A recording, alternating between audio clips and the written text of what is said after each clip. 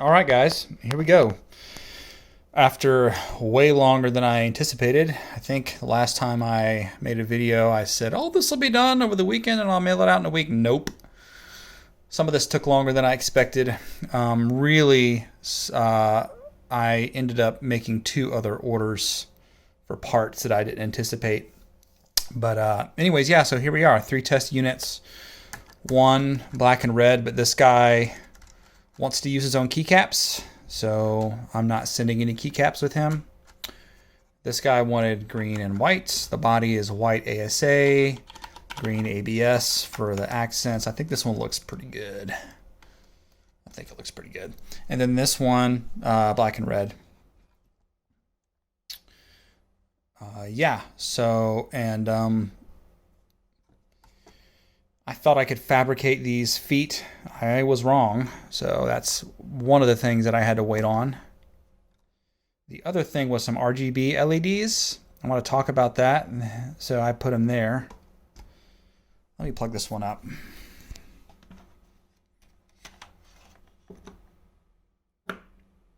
So those of you who've used my mods or been following this at all will know that historically I've used a single color blinking LED that blinks in different patterns to tell you like which mode it's in boot sequence. So I'm moving away from that, moving to an RGB.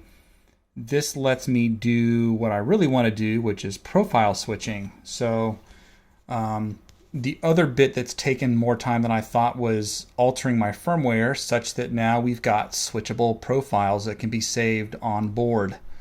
So right now these are going to ship with just 3 different profiles, and I've got them bound to different LED colors. So it boots into this kind of soft red, and then this is the next profile, and that's the 3rd profile.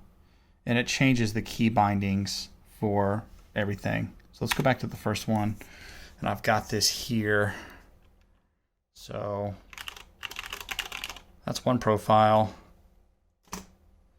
And I think the next profile is, yeah, just different stuff. And I think the 3rd profile is the same as the first, except the joystick's got a different binding. So yeah, anyways, right now, those profile bindings can only be changed via a firmware update, though I wanted to get the firmware to a point where it would be a lot easier for me to ship out a Windows app for profile management, and that's what's coming next. So I want to get these units into the hands of my testers, my test guys, to give me feedback on form and fit and function and usability and blah, blah, blah, blah. And in the meantime, I'm going to be working on the Windows app, which should go a lot faster now that I got the firmware side done. So that's cool. Oh, another thing that I did with the firmware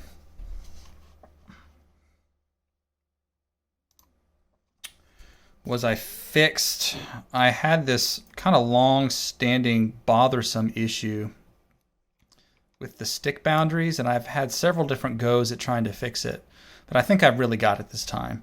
So historically, I was limited to a very round shape, something like this, where we'd hit each of the walls, but round off the corners. I'm trying to emulate it right now. I can't, but I fixed that.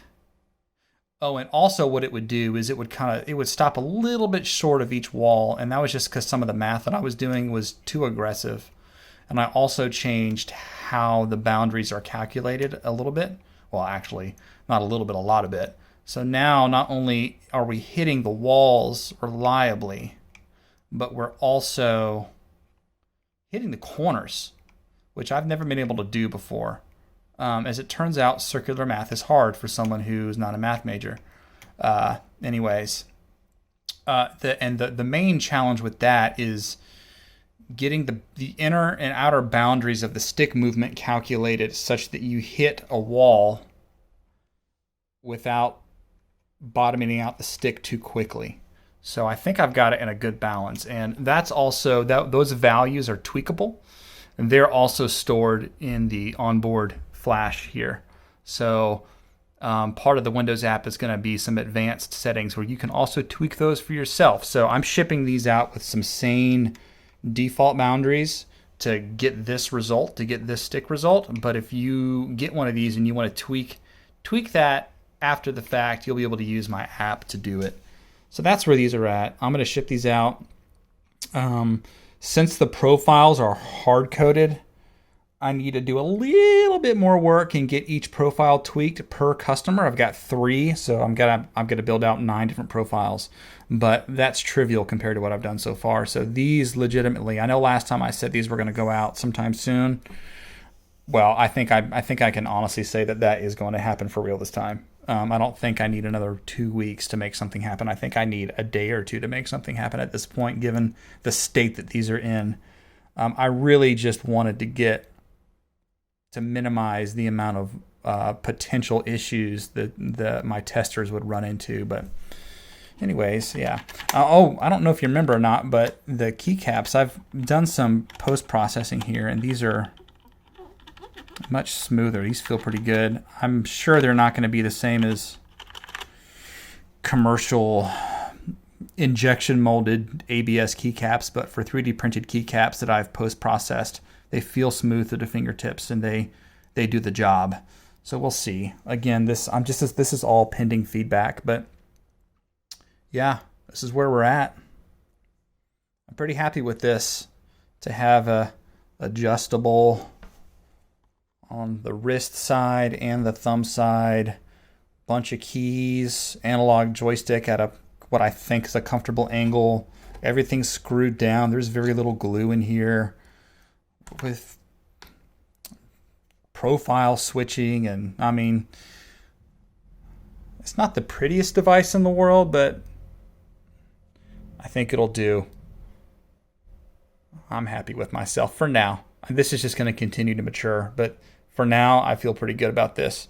So yeah, I think the next video will be maybe about the app once I get that going, or maybe if I get some quick feedback, I can talk about some of the feedback I've gotten and some of the changes that I'll expect to make. But yeah, this is probably going to be it for the next week or 2 while I send these out and get feedback from the testers. Anyways, I'll stop rambling. Let me know what you think. Thanks.